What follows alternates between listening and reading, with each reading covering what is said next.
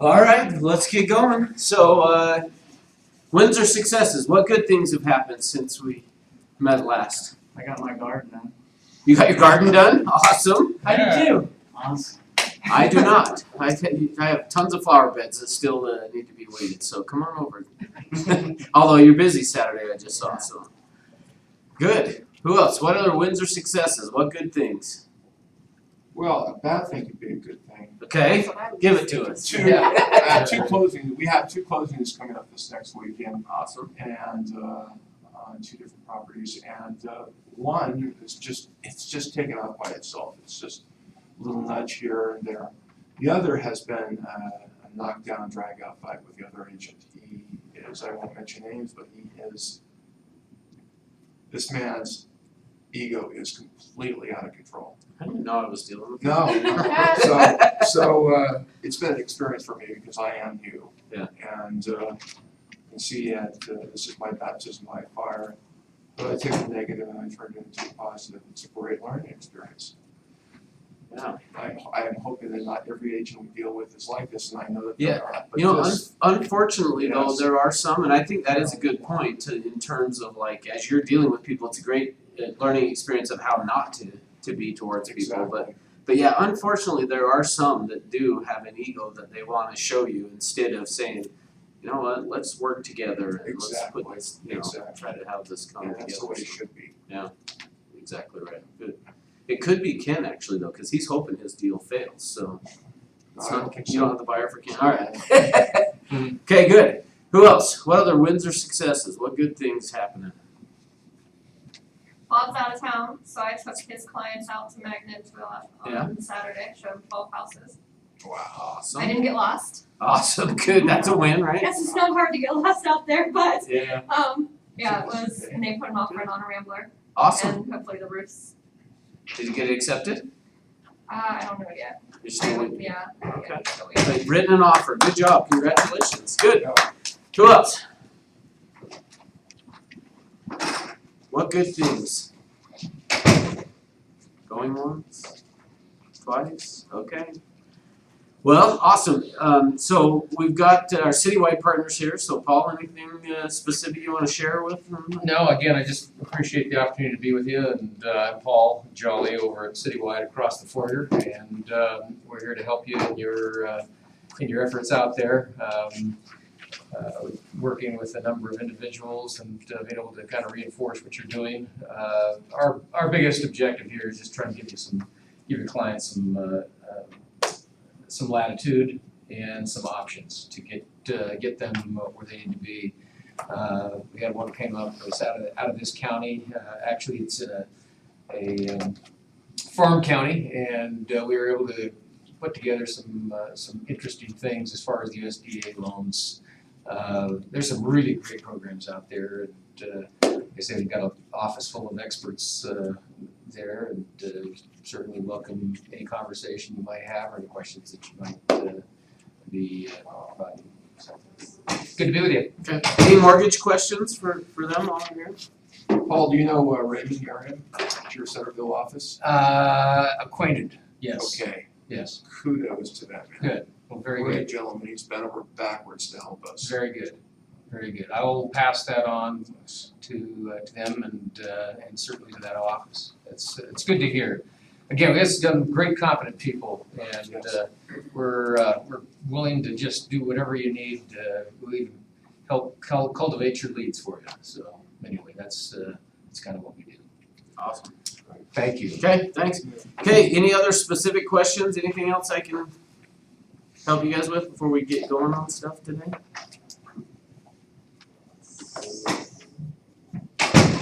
Nothing, huh? You got it all figured out. Alright, All right. I'll learn. No, now, okay, go ahead. No. So, working with a buyer in this market where I've got three people essentially that fall into this category where we start out, we have this conversation, things are great, approved, they're moving along just fine, and as properties aren't coming up and we keep looking at stuff or I'm sending them stuff over, it just really dies down and just the urgency kind of dissipates. And I don't know what I should do or what I can do to kind of inject the urgency back into it. Obviously, if a property comes up that does work, and then we go look at it and it moves fast. But with these three people, it's just like now we're all just. They were really good prospective clients, and now they're just kind of there. So more frustrated or because of, Yeah, I think just like nothing is coming up, and there's only so much you can do pulling up properties, and we look for sell by owners, we look at everything, and there's just nothing that meets their criteria. so yeah, I guess the two things that I would say you could potentially do, one would be obviously based on knowing what they're looking for, go out and door knock in those areas of saying, hey, I've got a buyer who wants to buy your house, and when do you plan on moving, and see what they say. The other thing I would even ask people, like in that scenario, cause typically what are they gonna say? We're not, we don't wanna move, but, ask, what price would you be willing to? So, now that doesn't necessarily help with the motivation necessarily on your client, but that's one way to try to find some stuff for them. Sure. But then the second thing I would say is really, that's to me the key of this, really it boils down to when you do that buyer interview with them of finding out what is it, describe for me your ideal home and asking the questions and drilling down. Once you can discover what the motivation is that's causing it, is you kind of have to then go back to that motivation of bringing that up with them again in terms of, hey, are you still thinking you want to buy because of blah, blah, blah, blah, whatever. So, Okay. but really, I mean, unfortunately, Right. it is somewhat the market we're in, meaning, Well, and I've got two people in that scenario too that are like, they approached me and say, yeah, we're willing to buy as long as right thing comes up, but there isn't like necessarily a motivation that's driving them is the problem. Whereas gotcha. So they're, Yeah. okay, there are two of those that are, yeah, if you can find us a home that fits our Gotcha. criteria, okay. and so I talked to him about the market and I say, we gotta be pretty proactive and go look at stuff. He's like, well, we don't really wanna play, Okay. we're not desperate to move, we're happy where we are, but if we can find something, Okay. so That that's makes a sense hard then. one Yeah, to, that is a little bit different than I didn't know if you had some secret potion. No, I wish. Yeah. Yeah, just ultimately it would be, there needs to be some motivation there to make them wanna go, Yeah. so. Okay. Okay, Dan, what was your, Well, I was just gonna ask you, should we be focusing on just listed, just sold, or someone told me, we didn't wanna stay away from Red X for now because you're new. Okay. so here, great question. In terms of when he's saying Red X, does everybody know what that is? Okay, so Red X is gonna be where you get your for sale by owners and expires and those type of things. So do you wanna stay away from it? I would say not necessarily. Now, the thing you wanna do, here's what I've learned over the years. In terms of doing for sale by owners and expireds with new agents, yes, you should be doing some of that, but I think the challenge is depending on personality. What I have learned over the years is if you have got a go get it, close, not afraid to ask for the sale attitude, then yes, I would say you should be doing for sale by owners and expireds. If you're more amiable and a little scared, timid, that kind of stuff, then yes, I would say you want to spend. I'm not saying don't do some for sale by owners and expireds. You should definitely be doing some, absolutely. But spending more time on just listed, just sold is going to be better. And why would that be? Why would it be? Why would I say maybe you want to just dabble in the for sale by owners and expireds if you're more of that type of personality than. They're Go ahead. more harsh about, I don't want a real estate person involved in this, so. Yeah, and the other thing is really, it boils down to the skills, is, as you're building your skills, which is part of why I think you should be, is you get yourself, it's like you're stepping into the ring with this UFC fighter and you just joined, some martial arts class and you're a whatever color belt, or white or yellow or whatever, and you're getting in with a black belt of this. So that's the only reason I would say, I'm always a little hesitant on that because I think you should do some, absolutely. And enough to figure out, hey, I'm doing this and I'm liking it and I'm good at it, then yeah, go for it and do even more. But some of it is building skills along the way, so. And that brings up another quick question. So as far as when we do just listed, just sold within the office and stuff, do we need to call the agent? if we're gonna go like knock doors in that area or something? So great question. I think it's a good idea that you should, just because they may say, oh, I just was in the neighborhood yesterday doing it, or they may say, they may say, no, I'm going next week or whatever. So I think it's a good idea just out of courtesy. You don't have to, no, but I think it's a good courtesy to just call and say, hey, I'm thinking about going and doing some door knocking. I would love to go door knock around your listing to make sure that they're okay with it. And if they're not, if they say, well, no, I'm gonna be going there, then say, well, do you mind if I go a little further out? Maybe you're not right in the neighborhood, but maybe the next neighborhood over or something. And typically they're gonna be okay with that, so I just think it's a good courtesy to do. So, great question. Like for every just listing? Well, if I was gonna go out, so let's say I was gonna go out in kind of where Ken's listing's at. Our own.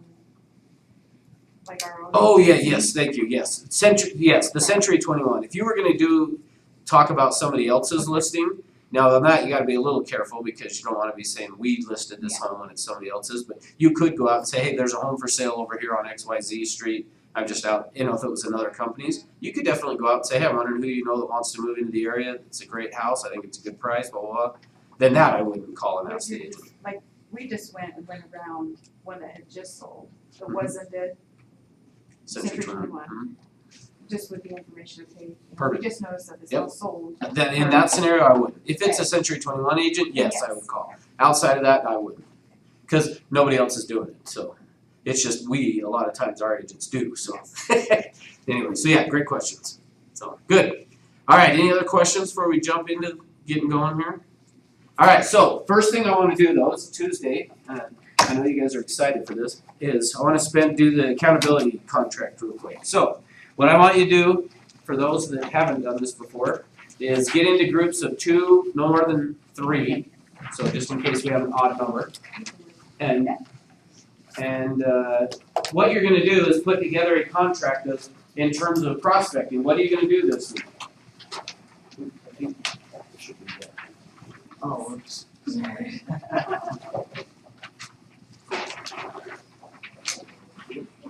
So yeah, just put together, so here's what I will do during this next week. And then, put down for how long it'll be enforced till, so basically I would say until next Tuesday.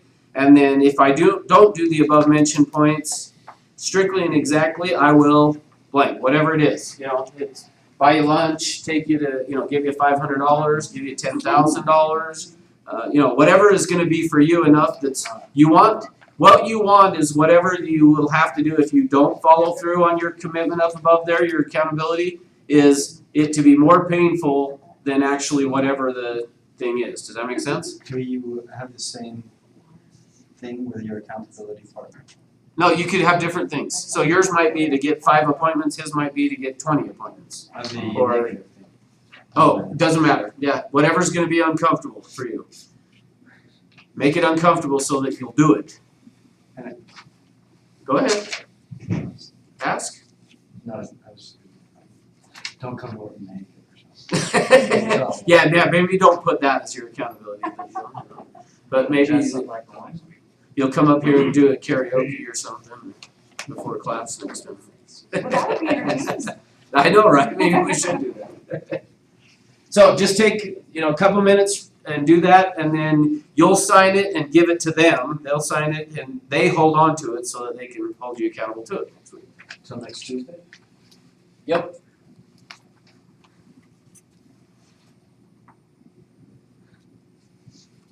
So like I say, typically you want it to be something to do with either a number of hours of prospecting, a number of contacts prospecting, or a number of appointments, is probably what I would say.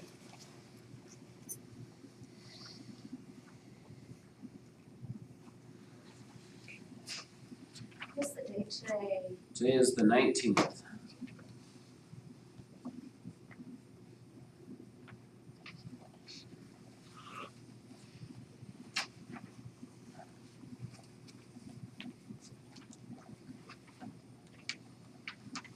Did you get in trouble for your comment this morning? No, he's used to me doing that.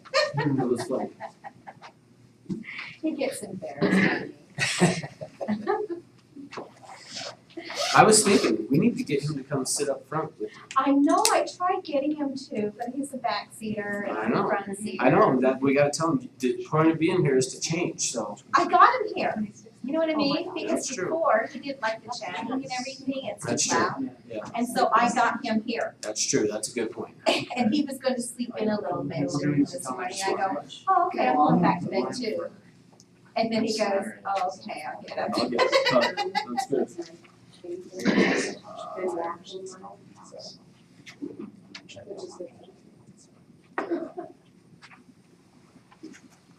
You guys done? I would like to sign in my partner. Well, find another one for this week. Check on, see, I haven't known everybody. Okay. I started on our. Alright. I don't know what I would do. That's my calculation. And then I said I have to wait about 4:30.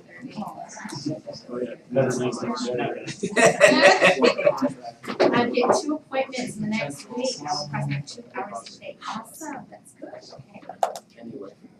She has kids at home. No, my boyfriend has, we do have his sets. Okay, yes, she lives with you guys. Yeah, that's a lot of. Her birthday tomorrow, she'll be 16. Oh, my daughter's birthday is because of the yeah. I want to buy her a car. Well, we have a car. Mission. We'll take that car. So she comes leave on May 11th.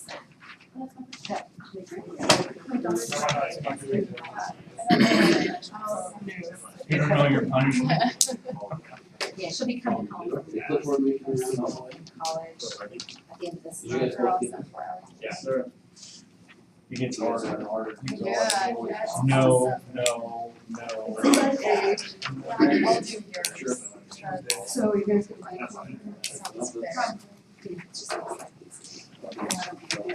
Probably. So who did not get this?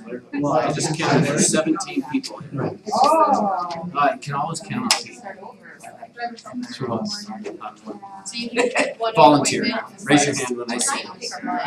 Okay. Okay, I'm gonna want it. Was this the first one you did 2 hours a day across. in January? I don't think No I can do four. That's Why? awesome. Well, I just remember this from, Oh, I tried to do that several Tuesday. I don't always remember. I've been away Tuesday. We need to partner. You get the bus insurance. Okay, well, we're nice. It's okay, I was signing everything. Still, like, my actual documents are like, oh no. Recently? Yeah, I fixed them. But still, I was like, oh, That's funny. there we go. I usually do that for the first few weeks. I don't know why, I was like, Yeah. So she's a sophomore. The good thing is I'm almost. I think so. She doesn't like her. Well, then I guess you better hope it doesn't fall. Yeah, I like to put my Some weird stuff. Put your what on the wall? my animals. Oh. I'm not your animal. They're peace. You're a hunter? Yeah. You hunt everything? Everything. Anything I can shoot at. My brother-in-law's doing the bear right now. Oh, and then, Yeah. I put in, I did. Put another zero behind that, at least. Yeah. $20. He's like, nope. Like, come on, make it hurt. I mean, Let's make I it hurt. do have a vessel in most people. So we're down to Oh, put it that's actually- cool. It takes up the whole. Oh, I bet. That's how my sister and brother-in-law. She's like, everywhere. Well, all the history, history, and we like to go over some. All right, everybody good? Pete, did you get him to up it? What's the, Dan said he'd pay him $20, and Pete said, that's not good enough, come on, step it up. That's not. You plan to do it, right? Yeah. Dan? No, I don't see anything on here. I mean, what do you mean? What do I get?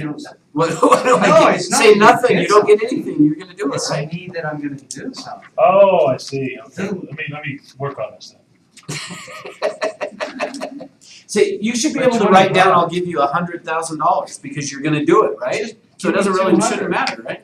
Just give me two. Just give me 200 period. And then, hey, it'll make you do it. That's how I figured this out. See, that's the key on this, you gotta make it one, like, that, does that scare you a little bit if 200? Yeah, I mean, Okay, make it 500 then. Right. Does 500 make it hurt a little more then? You gotta sign this. It's peer I gotta pressure, find you a know? Here. That's right. Well, but the point is to do it, right? Not to not do it and pay the $20, so. You should be able to say, you know, I'll give you $1,000 on this, cause then that'll mean you'll do it, and follow through, right? Alright, we good? Alright, excellent, good. So now, here's the key, on that, with that accountability, make sure that this isn't something that you're just doing only here in class. I mean, the idea of this is for you to use that as a way to keep you going and growing and getting your business better, right? Okay. Alright, so today we're doing the seller packet. So everybody should have one of these, anybody not? The same day. Not yours, sorry. You got Pete and Dan up here still like, negotiating. oh, I got a win. Alright, you guys good? Alright, so we're gonna go through this. So again, with this, as we go through the paperwork, the idea of this, just similar to what we did last week with the buyer packet, the purpose of this is to have you feel comfortable with explaining it, filling out, knowing what goes on each of the lines, and really making sure you understand what the contract is saying, okay? So as we go through, if you've got questions, let's stop and talk about them, and we'll go through all of this paperwork here, and then see where we get to. So, alright, so very first thing, again, I pointed this out with you guys last week, I'm gonna do it again though, is the very top here, exclusive right to sell listing agreement and agency disclosure. This is a legally binding contract, so read carefully before signing. So the point of that, again, just making sure that you guys are aware that this is a legally binding contract. Now, we don't have the same issues typically with a listing, somebody signing this as a seller versus when we have the buyer sign the buyer agency, which we talked about last week, right? In terms of like somebody signing this and then running off and selling their house with somebody else. I mean, unlike a buyer, that can happen sometimes. So, but it still is a legally binding contract, and so we wanna make sure that they are given the opportunity to go through it. So typically what I will do with a seller when we get to this is I usually will tell them in terms of the paperwork and things, they can take it and read it if they want, you know, take the time to sit down and read through the whole entire thing if they want. I can kind of go through and paraphrase and tell them what each section says, or they can just sign it, you know, if that's what they want to do too. But I think it's important to make sure they at least understand what they're signing. And in fact, did I share with you guys last week the story about with the buyer agency and the agent doing it through DocuSigns, just kind of slipping in the buyer agency with the offer that they were ready, and I shouldn't say slipping it in, because it may not have been that they slipped it in, but the client wasn't aware what they were signing. So for me, more of my issue with this, as we're talking about this, I don't have any problem if somebody just wants to just go through and sign it, but at least make sure that they know what they're signing, meaning like when you're sending them something through .loop, using .loop, making sure that they understand, here's what's included in this that they're gonna go through and sign. Cause I've done it, I don't know if, you know, you guys probably don't, you probably take the time to read it, but like if I got something through DocuSign, I'm gonna go click, click, click, click, click, click, click, and be done, right? Is what most people are doing. So make sure that they at least know, here's what's included in this .loop that I'm sending to you, and here's what you're signing, and so they understand. Make sense? Okay, good. So this agreement is entered into and effective on this blank day of the month and year, so obviously, I mean, that one is gonna obviously be whatever date you're filling this out, right? And it's gonna become effective on that date. Between the company, Century 21 Everest Realty Group, and blank on the seller. So where do we get the seller's name, how we're gonna fill this in? County On record. the title, Okay, yeah, so either go to the title company and ask them, we can also go to the county records. With county records, it's gonna be right most of the time, but I will tell you that there still are times that things aren't right. Question, Colby, or no? No. Or that's right, you want me to call you Kip, not Colby. Or whatever I wanna call you, right? Is there a difference with the dates for when they're signing this versus when they want the listing to go active? Great question. So yeah, could be. So there could be a difference in those two dates. And what would be some reasons why they would want to sign this, or why you would even want to maybe sign it, yet have it not go active until a certain date? They're listed with somebody else. Okay, so that could be one. So one of the things in terms of our code of ethics is we can't get somebody to cancel. We can't tell them to go out and cancel, but we could sit down with somebody if they were frustrated and sign this to be effective after theirs expires. Good. What else? And if they're working on a project that they need to finish up before you want it listed, Perfect. or they're gonna be out of town for a certain time, but you, for the sake of closing the sale, want it on paper and done, and not give them the opportunity to come back from vacation and change their mind. Yeah, so there's a couple things with that actually that I would say why that is a good idea, what Dallin's talking about. One is that way they don't change their mind, one of those being that they've already now committed to. The other one could be, I've seen situations where somebody will say, yeah, we wanna list it with you, but first we wanna do these repairs and get these repairs done, and then after those things are done, then we'll do it. So I think the advantage of getting it signed, even saying, okay, great, let's go ahead and get all the paperwork signed, we'll have it set to hit the market on whatever date. And the purpose of that again being, one, is now we've got them committed to us, but two, it also then kind of has a deadline for them to get the repairs done. I've seen so many times where somebody will say, well, yeah, we just want to paint this room first, or we want to clean this out, or we want to do that, and then they say, so give us just a couple weeks. And then a couple weeks go by and they say, oh, we haven't done it yet, give us a couple more weeks. And that still might happen even though you've done this, but I've just found a lot of times kind of having that hard deadline in there, okay, we're gonna have this set to hit the market on that date, and then from there you can follow up to say, okay, we just wanna make sure that you're progressing and getting things going. So, great question. Good. Alright, anything else on that?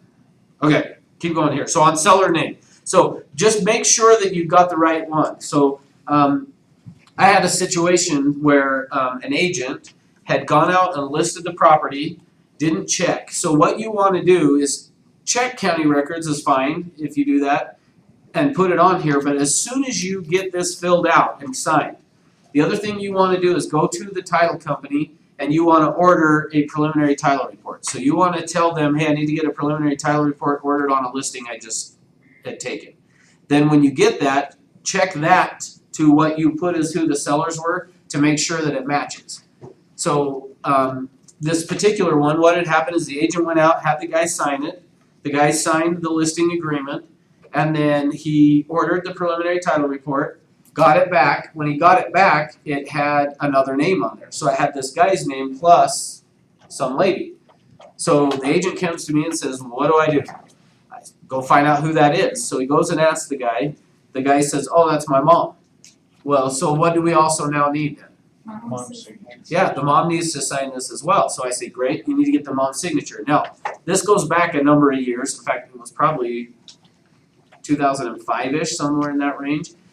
As the market was still, it might have even been 2006, but when the market was similar to how it is today, meaning there's not a lot of inventory, so you put a property on that's a good price, and what happens? Multiple offers, right? So this guy puts it on the MLS, orders the PR. In the meantime, as we're getting the PR, he gets an offer in. Negotiates the offer, gets it accepted, and then comes in and says, okay, now what do I do? Well, we gotta get the mom's signature. Well, the client says, well, my mom's out of town. She's gone. Okay, well, then we need to let the other agent know what's going on, and we gotta also then still get the mom's signature. A week goes by, mom's still out of town. Another few days go by, mom's still out of town. You start to kind of wonder after a while, She like, buried in the basement. yeah, thankfully no, how she wasn't. But- Yeah. But turns out what happened, finally he did get a hold of the mom. And what do you think the mom said? Nope. Yeah, no, I don't wanna do this. So now all of a sudden we've got an upset buyer that's saying, hey, we negotiated in good faith and we, assumed you had everything lined up, blah, blah, blah. But what turns out though, in fact, I had an agent just the other day even get a signature on a property, and the question the agent asked me led me to wonder, like, is the seller really even competent? So on this one though, what happened is actually this guy had some mental issues. You wouldn't really know it in talking to him. He came across pretty good, but after you'd spent a bit of time with him, you kind of could start to figure this out. Well, so it turns out the mom had put herself on title because he had once before done this, tried to sell the house, and it was her money, she had paid cash for the house, and she was saying, you know, the whole purpose of me being on there is to stop this from happening. So obviously she was pretty upset about the whole thing. So whoever is on title, we need to get signatures from them. What about if it's in a trust? The trustee. Okay, good. So and how are we gonna know who that is? It'll be on the title. No, the trustee won't be on the title. So what we need then is a copy of the trust from the seller showing who it is. So what I always tell the seller is, look, the title company's gonna need it anyway to close this. So we need a copy of the trust so that we can pass that on to the title company. Now for me and for you, we're also doing it so that we know we've got the right person signing on this. Cause what we don't want is somebody signing on it that doesn't end up being it. And just imagine that you're the buyer, you're all excited about this house, and then you find out, oh, the seller doesn't really have the right, the person we thought doesn't really have the right, okay? So just make sure that you're finding out who the seller is. If it's in a corporation or something, we'll need a copy of the articles of incorporation that say who has the right to be signing on behalf of it, all of that. We just wanna make sure that we're dotting the i's, crossing the t's, that we got the right people, right? Okay. All right, next. Seller authorizes and grants the company including, and then you're gonna put your name in there as the authorized agent for the company, and ending at 5 p.m. on blank day of month of year. How long do we want that to be? 6 months. Anybody different? 6 months. Okay. Depends on the price of the house. If it's close to 400 or above, it's a year. Yeah, so the higher the price, then I would say you might want to extend it out. Depends on the situation. Average is 6 months, but if you're doing a short sale, it might take a year. Or, Yeah. And if that's the case, then you would know that beforehand and you won't put it in for a year.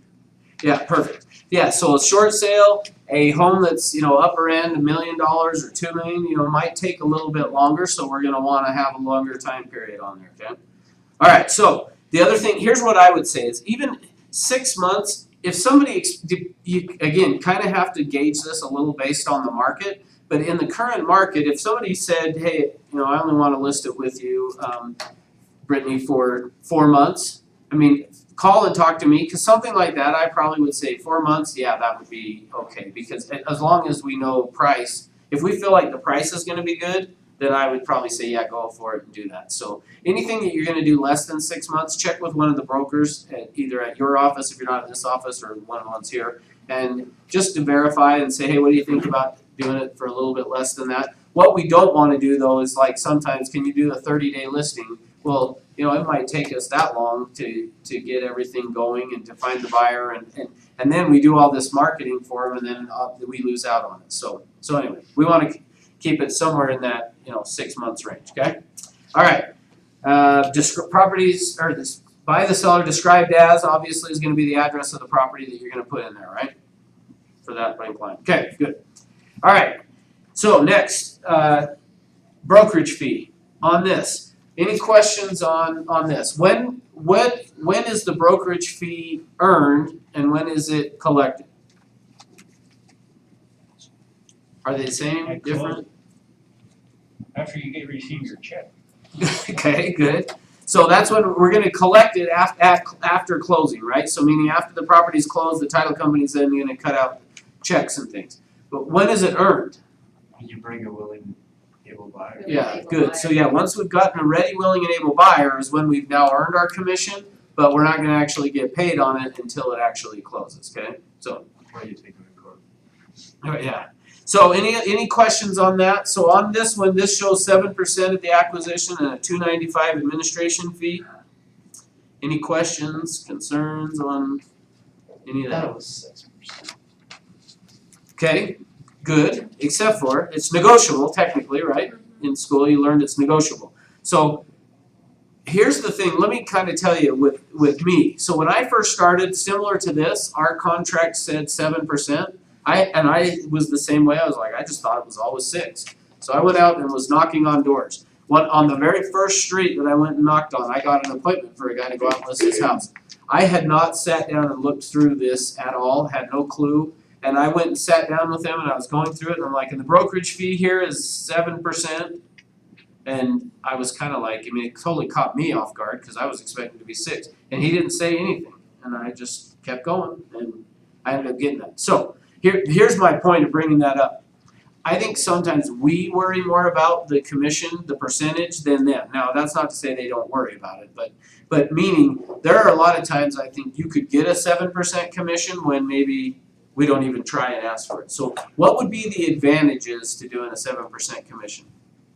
Make more money. Yeah, sorry. For you, obviously, it's maybe we can make more money, right? But what could be an advantage to a seller of doing that? You can offer more. Say more about that. Is the commission for the buying agent and attract more attention. Okay, yeah, so on the BAC. Now, so put yourself in that position for a minute. Now, I've kind of gone back and forth over the years in terms of like, if you listed at a 7, which I've done actually a lot of even 8% listings. In fact, in the Centerville office, you guys have Trent Hyde. Do you know Trent? And I don't know if he's still doing it. Do you know if is he still doing 8% listings? Okay. He does a lot of 8% listings. Now, what he does, I wouldn't do this, but what he does is he'll list it at 8%. He keeps 3 and offers 5 to whoever brings in the buyer. Anybody want to find a buyer for his house? Yeah. Heck yeah, you're gonna. I mean, now, so stop and think about that for a minute. To me, now, so when you think about it, there's 2 people we're trying to attract. When we list a home, there's 2 people we're trying to attract to that house. One is going to be a potential buyer, right? So buyers we want them to see it, but the other is agents. We want agents to want to show it to their people. So part of the way we can have an influence on that is offering a little bit more commission. Now, here's what I will say though, because years ago when I thought about that, I said that there's no advantage to doing that. It doesn't make a difference at all. And I would agree in terms of meaning like a lot of times when you see somebody offering a higher percent BAC, when you research it, you'll find that the property is overpriced, and so they're trying to induce you as the agent to show the house by saying, we're gonna offer more commission. Does it work? Maybe, sometimes, I don't know. But for me, I would say think about the flip side of that. How excited are you if you go on and see that the listing agent is offering 2% to whoever brings in the buyer? Excited to show that house? Now, there is a difference here though, so let me speak to that because I don't want any confusion on it. So you learned in school and at the Code of Ethics, when you went and do the Code of Ethics, what do they tell you in terms of all that? Have you been? Hello? It's Dan, right? There is, it's all negotiable, number one, and if the buyer wants to see the house, you show them the house. It doesn't matter what the commission report is. It doesn't matter if it's no commission offered, you show them the house. Good, so yeah, so if we've got agency, what our Code of Ethics says is we should be more concerned about them, our client, than us, right? So that's where, so here's the challenge with that is, that is true, that all of that is correct and right, that we should, if it is in our client's best interest, we should go and show it to them, okay? Go ahead, John. Signing the buyer broker agreement, I have talked to them about what it is I'm getting, and so if that property comes up, that's part of the conversation. It's just saying this property, rather than going through this whole ordeal and having some issue later on, I think it's best to just be upfront about it and let them know. You agreed that I'm gonna get 3% on the buyer side. They're only offering 2%, so we need to figure out how to remedy that, whether you come up with the difference or we negotiate a different BAC. Perfect, good. So, yeah, so here's the thing, so we should still go out and put their interests first. Now, here's what I know though, is even though people would never admit it in the class per se, there are agents out there that would see that and go, oh, not showing that one, or that's kind of a worst case scenario, that they would say, I'm not showing it. But they will say, well, I'll show it last or something maybe if they're gonna do that. Now, so let me kind of go down the path where Dallin just brought up. So I had a property, a friend of mine had called me, said, hey, my son's looking to buy a property, can you help him? I said, yes, great. We start looking at properties and come across one that was only offering 2% as the BAC. Called, scheduled the appointment, because they, especially in today's market, I mean, a lot of times buyers are on the internet, right, looking, and they're calling you saying, hey, I saw this house, I want to go see it. So we go out to look at the property, we see it, they said, hey, kinda like it, let us just think about it, right? So the agent then does a follow-up to say, hey, can you give me some feedback on what your client thought of the home? I said, sure, they liked it, they thought it looked pretty good. Their only concern that they had was, excuse me, let me back up, I didn't say the concern they had. I said the only concern that may come up from this is that they don't have a lot of money to purchase, so they're gonna be an FHA buyer, and they've only got the minimum to put down. And so because of that, they would have to pay an extra 1% in commission to me, and so because of that, they're probably gonna pass on the home. So what are your thoughts on that? Did I make a mistake? Very Did I smart. do what's right? That's perfect. You didn't say that you're not, but maybe an issue. So Kinda help them. his response back to me was, you have to look out for your client's best interest, not your own. So was I looking out for my own best interest or my client's? You have a signed agreement. Clients. Now, here's the truth, I didn't tell him this, I'll tell you guys, I didn't tell my client that I wouldn't represent, in fact, I probably really wouldn't have actually made them pay me the extra 1%. Yeah. I just was telling the agent to try to play a little poker with him in terms of, hey, they like it, but that extra 1% commission might make the difference of them being able to buy the house or not. Go ahead, Brett. I mean, couldn't it be another point of negotiation on the offer as well? Hey, we're giving you a lower offer because a couple of little things, but also take into account, we've gotta make up this 1% somewhere.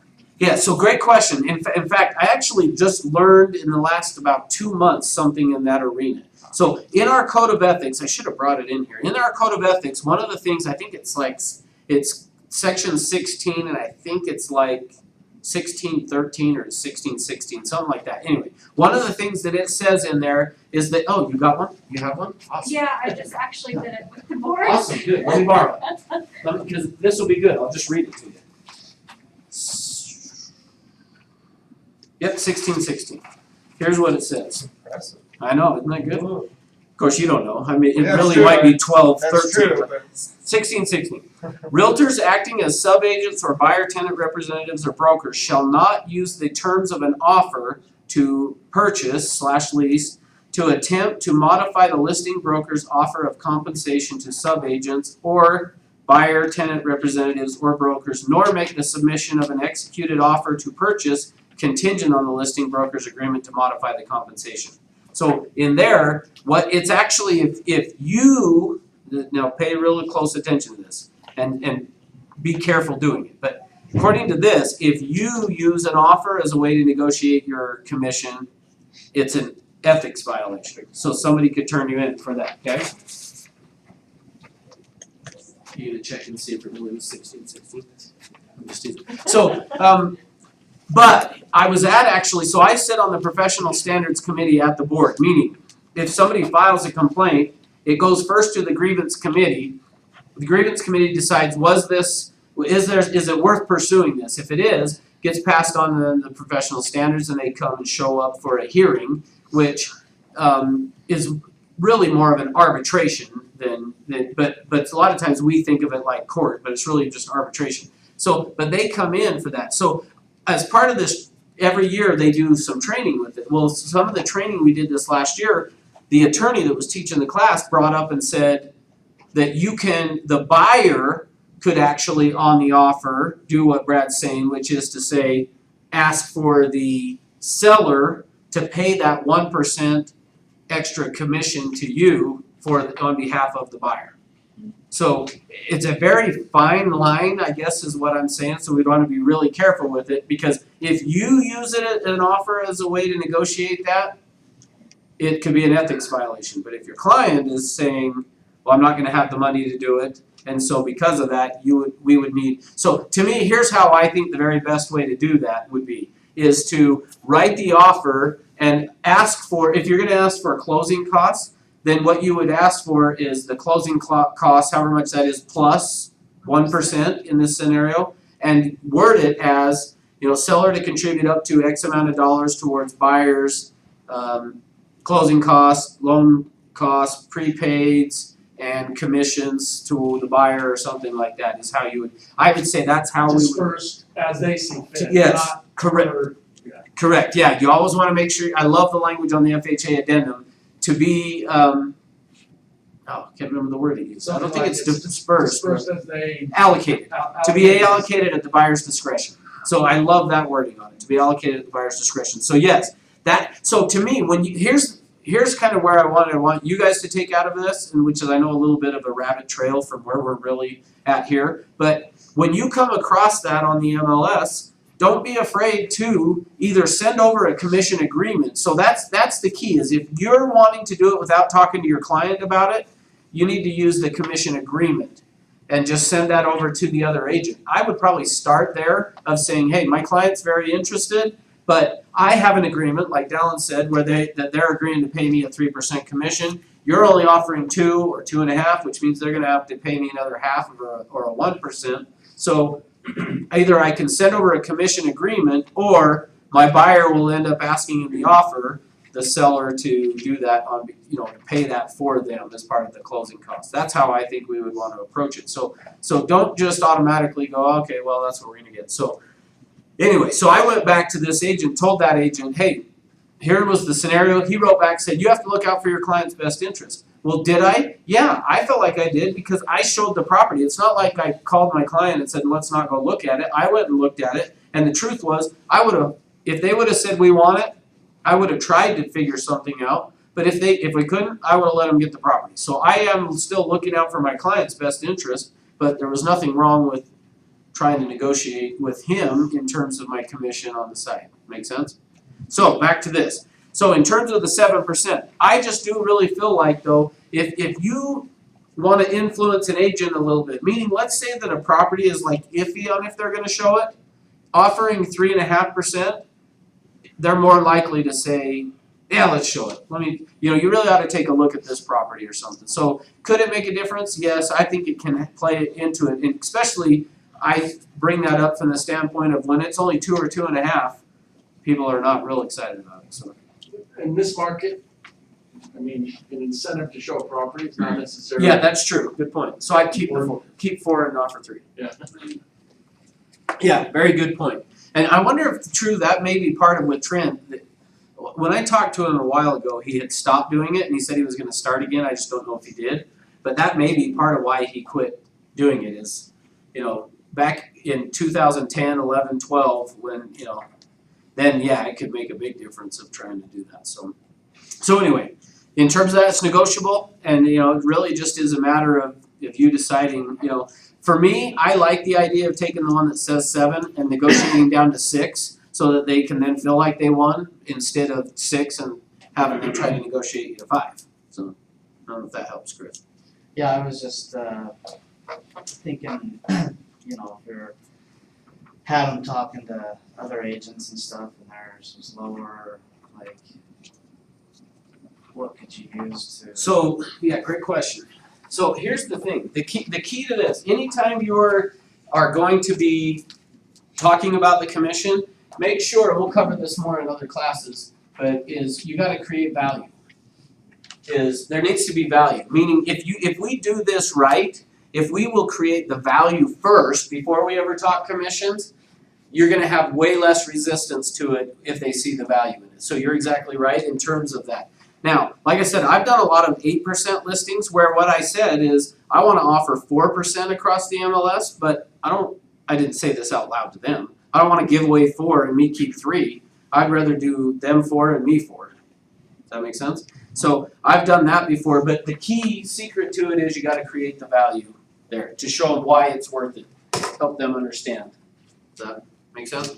So and if nothing else comes out of this, don't talk commission until you've created the value first. It's the same thing with,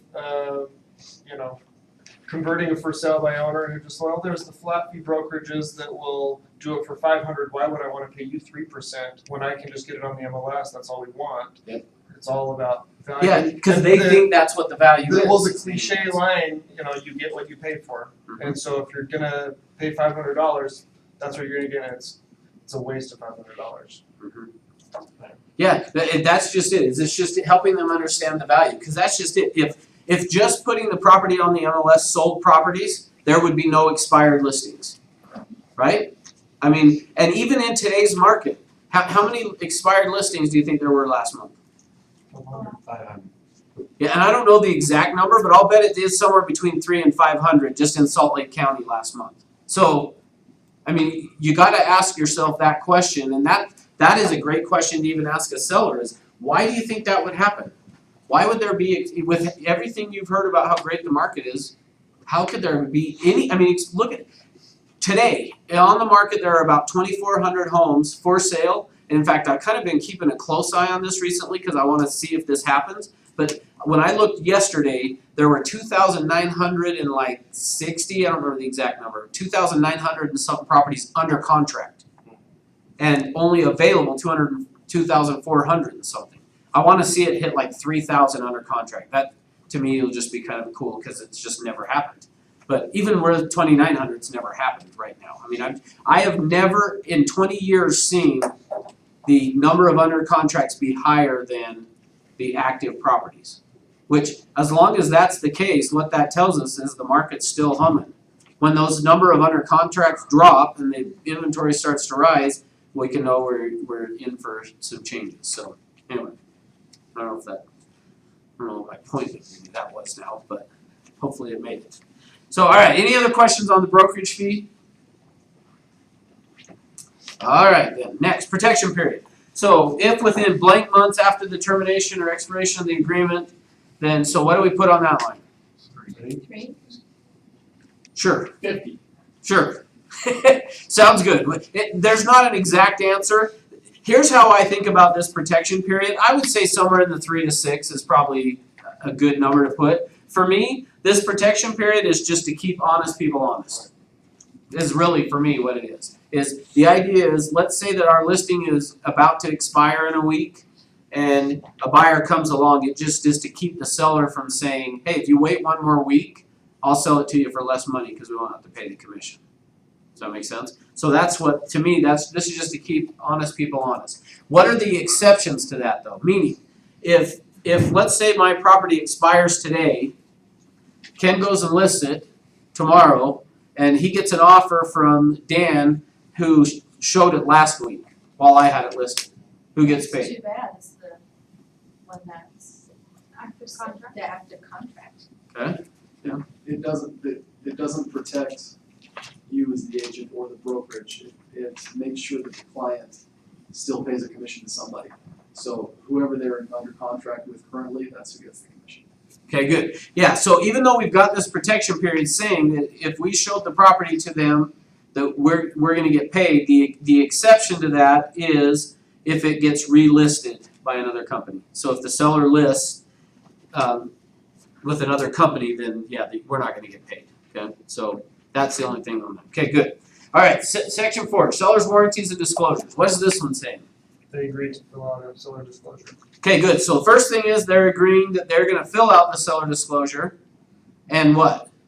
And be honest about it. And good, disclose what they know about the property. Now, sometimes though you'll come across the seller who says, hey, it's an investment property, I've never lived there.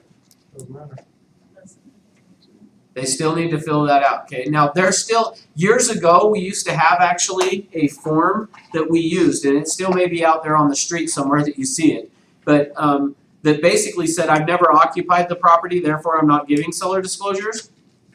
This Division of Real Estate a couple years ago said, we don't want to use that anymore. That you still have the obligation to disclose what you know. Even though, because what was happening, why they came out with that, what was happening is these investors were going and buying houses, they would go through and totally rehab it, meaning like they were stripping them down to nothing, putting them back together, and then turning around and selling it and using this addendum, I guess is probably the right term for it, is saying, I've never occupied the property, therefore I'm not giving seller disclosures. Well, if you stop and think about that, an investor who has gone through and totally stripped the property down and put it back together again probably knows that property better than me that's lived in my house for 15, 16 years. You know, they probably know it better. So the division said, no more. Get rid of that form. We don't want to see it anymore because you still have the obligation to disclose what you know, okay? So that's what this section here is, that there are warranties, they're warranting that they will disclose everything that they know. So this warranty is, they're not warranting the property, there's no warranty on that, it's just warranting that they are gonna disclose what they know about it. So, comment? Okay. Alright, anything else on that? Which we've got seller disclosures we'll get to in a minute, so I'll bring those back up again. Okay, section 5, the agency relationships. Duties of the seller's agent. So on this, when I get to this section with the seller, typically what I will just explain to them is how agency works. Meaning that there's a buyer's agent who is going to be looking out for the buyer's best interest, representing the buyer, and then there's the seller's agent, which is what I will be for you, meaning I'm on your side of the table. I'm looking out for your best interest. Anything I know about the buyer, you'll know about the buyer. The only exception to that would be what? Would be limited agency, which is 5.2 on here. In which case, if I'm a limited agent, then I'm going to be limited. Meaning, and how I usually will explain that to a seller is basically what that means is the buyer might show up and tell me, hey, we'll pay up to X dollar price, but we want to offer a little bit less. That I just can't come and tell you that that's what they would do. And the flip side of that being the same, meaning if you've told me this is the lowest you would take, I can't go tell the buyer, here's the lowest they'll take. So what's the difference of that though versus with another agent involved? Meaning like if I was the listing agent and Pete's the buyer's agent. What's the difference? Anything you get from Pete, you can tell your. Okay, so and is Pete gonna call me and say, hey, my client wants to see if they can get the home for this price, but they'll really pay this price? He shouldn't, but he might. Yeah, he might, you're right, but pretty rare that happens, not very often that happens. So how I usually explain limited agency to the seller is I just kind of explain it that way in terms of like, if I'm acting as a limited agent, I might know some stuff that I can't tell you, like such as price, but there's also still things that I would have to tell you, meaning like if I knew they couldn't qualify, even though I'm representing them, I still would have to tell you, here's an offer from these people, but they can't qualify. I mean, they've got horrible credit, they're not gonna be able to get a loan. I would still have to tell you that. So it's really not a whole lot different. You're an attorney, aren't you, Brett, or no? Why did I think you were? All this time I've been holding you up on this thing that I wanna push over. No, I don't know why I thought that. I guess that must be what it is, yeah. Oh, I know why it is, never mind, I know why. There's another Brad that is, but Hey, I'll take it. I know, that's right. So, well, I just had to make sure, cause what I'm about to say, you might like run up here, no. So, I was talking to actually an attorney about this though, and attorneys have an issue with limited agency, why? Why would they look at it and say? Because they could be a prosecutor and a defendant. Yeah, cause essentially that's kind of what we're doing, right? It's like we're showing up to court representing both sides. And so, but I don't ever explain it that way to the client. But I just tell the client, look, there may be some stuff I know that I can't disclose to you. But in terms of acting as the seller's agent, I'm on your side. Meaning I'm here to help you get the very best deal that we can get. So I'm gonna be helping you negotiating that, is what I'm explaining. Okay, any questions? Go ahead. And I actually used that analogy to somebody who wanted to work with Ivory and not use me. And that's what I explained to them. I said, you would go into court and have somebody do it. Because I said, they're working for Ivory, so I used that example. And in fact, with a builder though, I think it is a little bit different in that scenario with a builder. Because if I'm acting in just a traditional, resale property, if I'm representing Kip as the seller's agent, and then Bethany comes along and I'm gonna help her be the buyer on it, like I'm not like more tied to Kip than I am to Bethany for any reason. Meaning, versus, if I'm sitting at a builder, if I'm sitting the model, and Chris shows up and I'm gonna help him in buying the home, and there's a problem, who am I gonna side with? Builder. Because that builder is my long-term paycheck over and over again. Versus in this scenario with these two, it's not like one of them. So yeah, you're exactly right. So I do feel like it is a little bit different in that scenario, and I will use that same thing to help me with if somebody's saying I want to go to a builder without. Well, that is a little bit different. Now, if I was Kip's agent and I was helping him sell, he had owned 50 properties and said, I wanna liquidate them all, then again, yeah, that might be a little bit different that I would probably even though legally I can't, I've gotta be limited, I still probably would favor him a little bit more, and that's what I feel like with the builder as well, so that's the advantage to having me there, so, good. Alright, anything else on agency? Alright. Do you guys need a quick break or you good? I'm feeling the energy like, whoa. You alright? Keep going? Okay. Alright, expiration, 6. So now this section, what this is saying is that the expiration of the date, contract date. So remember we've put in there 6 months or 4 or a year or whatever it was we put in. What this section is saying is, let's say that we did a 6-month listing and we didn't get an offer until 5.5 months into it. So now we've gotten an offer, but it's not gonna now close until the 7th month from when we actually listed the property. What this section is saying is that expiration date automatically extends to whatever the closing date of that contract is. So that way we're still protected being under contract with this. Does that make sense? Everyone? Okay, good. Alright, professional advice. Now, what's this one saying? You're an agent, you're not acting as a roofer. Good. You wear one hat. Good. Yeah, so here's what I like to tell them on this professional advice section is I like that very first sentence, I tell them I'm trained in the marketing of real estate. So really what that means is I'm not a property inspector, I'm not an accountant, I'm not a tax or an attorney, any of those kind of things. You would want to talk to a professional in that area. I'm trained in the marketing of real estate and to help you in negotiating the best deal for you. But outside of that, and in big bold letters here it says, seller is advised not to rely on the company or any of the agents of the company for a determination regarding the physical or legal condition of the property. So, and then again at the end, that they are strongly recommended that the seller obtain such independent advice. If the seller fails to do so, they're acting contrary to the advice of the company. So we have that all in caps because we want to make sure they understand we're trained in the marketing of real estate. Okay? So don't rely on it. A lot of times even when I'm talking to a seller, I'll say basically what this says is don't trust anything that I tell you, is how I say it to them. And they kind of, what? But just in terms of because they'll ask you all kinds of questions that really you have no right to be speaking about, okay? In terms of property lines or something like that, okay? Go ahead. Oh, okay. So that's on the professional advice, okay? So next, dispute resolution. What this is saying is if a dispute arises, that we are first going to go to mediation before going to court, is what we're agreeing. Now, this section is an area that somewhat gets a little confusing to people sometimes in terms of on the REPC, we have either may or shall, right? So a lot of times people get confused because this says that we are going to go to mediation before going to court. The REPC says shall or may, so really that one's up to your client. This one we're saying we're going to go to mediation first. So meaning if they are mad at you or the company for some reason and want to sue us, they first agreed to go to mediation before so. So in the event they tried to go to court, a judge would look at this and say, you've already agreed, have you done mediation? No. Well, you agreed you were going to, so you need to do that, okay? So, any questions on that? All right.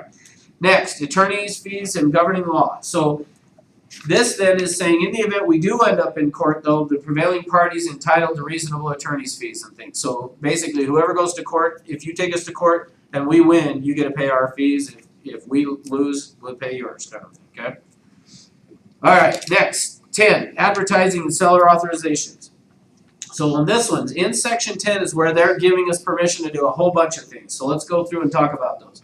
So they're authorizing us to advertise the property, to use electronic means, any of those type of things, okay? And then let's break down here on this A through M. They're giving us permission to disclose to the MLS after closing the final terms and sales price of the property consistent with the MLS. So why would we need that? The permission or the information? Both. Yeah, great question. Both, actually. A better question than what I even asked. The permission because it's their house. And It's a right not to disclose state. yeah, we're in non-disclosure state. non-disclosure state, so, and then, we need the information so that the appraiser can go on and use the information for evaluation. And us too, yeah, you're right. So for the appraiser, but also for us. Could you imagine what it would be like if we had to try to do CMAs without any sold data?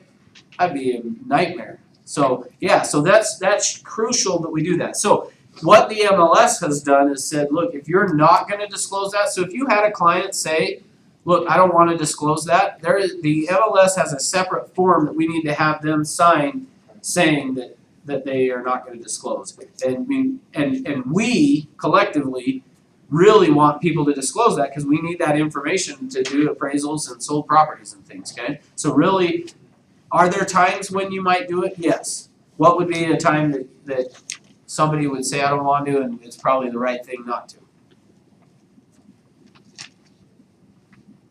Okay, I'll help you out. So a couple of them. One would be, let's say that like I was gonna just sell my property to my brother, and I was just gonna give him, I owed him a bunch of money, and instead of paying him the money, I'm gonna just sell him the house for 50% of whatever it's worth. That might be a scenario that we would say, look, we're not gonna disclose it because it was such a drastic Would hurt us. reduction that, yeah, it's gonna hurt. Property value in the area. Yeah, everybody else. So that would be one. During the downturn in the market, we saw a lot of the upper end, like somebody that had like a $5 million house was selling it for $1 million, and they didn't want to then hurt their neighbors. And so now, if that's really what the property is worth, I would say highly encourage them. We still want to disclose that. But if it's a scenario that, look, it's a unique situation that they're doing this and it's way undervalued, then yes, I think we would want to not disclose that over the MLS because then that's just going to hurt everybody's property values. Okay? All right, good. Next, obtain financial information from the lender. So this a little bit is a little bit of a legacy, I think. I mean, because we don't really do that anymore. 20 years ago when I first started in the business, we had a form that we would usually send because you needed to mail out this form to the mortgage company letting them know we intend to be paying off the loan in the next few months and we need you to give us the information back on it. But we don't really, today's world, I couldn't tell you the last time I did anything like that in terms of contacting to get financial information from a lender holding a lien on it. So where this could apply though, I guess, would maybe be in a short sale scenario that they're giving us permission. But what I found is if that's the case, they're gonna need your client to call the lender and give permission to talk to you. If you just send them this, they're not gonna take it. So anyway. All right, D, have keys to the property. Obviously we need that so we can put a key box on the property. And which is the next one, is have an MLS or local board of realtors approved endorsed security key box installed on the property. If the seller authorizes the broker or the seller's agent to install a non-MLS or local board of realtors approved security key on the property, seller acknowledges that it may not provide the same level of security as the other.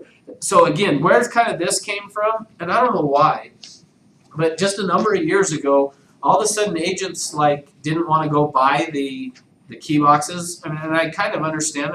When you're getting started out, it's $120. Is that much there? Yeah. $120. You don't want to spend all that money on buying one of those, but I tell you, it's much more secure for the client. But a lot of agents for a while there, and some of it came from, I think, bank-owned properties. The bank-owned properties, the bank usually wants like a combination key box on there so that their contractors can get in and out of the property. And a lot of agents started doing that. So we've added this one here basically to try to keep the agents using the more secure key boxes that are gonna, not open after 10 o'clock at night, and then start again, I think it's 7 in the morning, something like that. But, so we wanna make sure that we're using one of those key boxes. Now, what about those, every now and then you may have a client that says, well, I don't want one of those on there. I don't want somebody just accessing my property. What do you think? How can you handle it? What do you do? All the- Easier access means easier sales, easier showings. Perfect, good. What else? Because there's some other things we can do that you may not be aware of. So one of the things we could do that I usually start with this. I usually start with the client is, if you're concerned about it, then we could put it somewhere else that's not on the front door.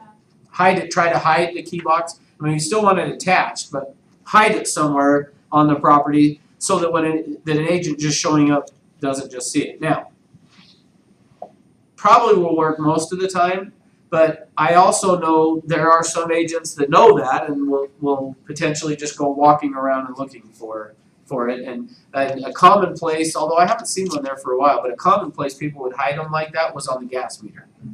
So, have you still seen them there? Yeah. Okay. I was thinking I haven't seen them for a while, but obviously it's more common. I'm just not out showing It's properties. kind of like your go-to spot. It's either there at the front railing or the gas meter. Yeah.